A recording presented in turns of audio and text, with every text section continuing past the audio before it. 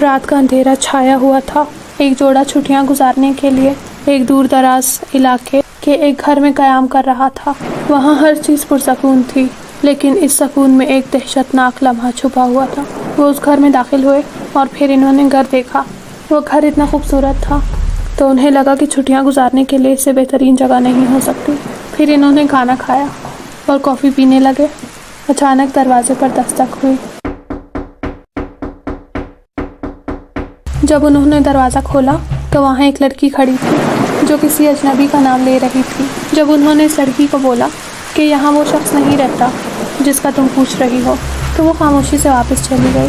لیکن یہ صرف آغاز تھا۔ جلد ہی 3 نقاب پوش اسٹرینجرز وہاں پہنچے اور خوف کا کھیل شروع ہو گیا۔ انہوں نے گھر کے چاروں طرف دہشتناک آوازیں نکالنا شروع کر دیں، دیواروں پر دستک دی۔ وہ اتنا عجیب طریقے سے بیہیو کر رہے تھے کہ وہ بہت ڈر گئے۔ وہ کبھی دروازے بجا رہے تھے، کبھی کھڑکیاں، اور اس کپل کو نفسیاتی طور پر اذیت میں مبتلا کر دیا۔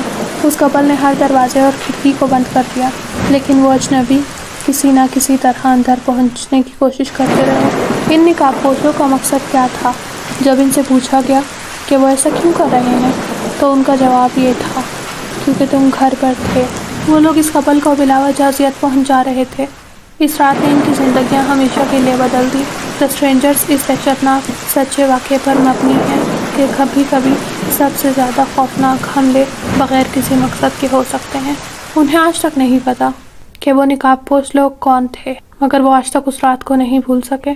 اس دنیا میں انسانوں کے علاوہ بھی اور کئی طرح کی مخلوق رہتی ہے، اور وہ کبھی نہ کبھی کہیں نہ کہیں ہمیں اپنے ہونے کا احساس دلاتے ہیں۔ ہو سکتا ہے کہ آپ ابھی آدھی رات کو گھوپ اندھیرے میں یہ کہانی سن رہے ہوں، اور ابھی بھی کوئی نہ کوئی آپ کے ارد گرد موجود ہو۔ اس پوری دنیا میں کہیں نہ کہیں ایسی جگہ ضرور موجود ہوتی ہے جہاں پہ انسانوں کے علاوہ اور مخلوق بھی رہتی ہے۔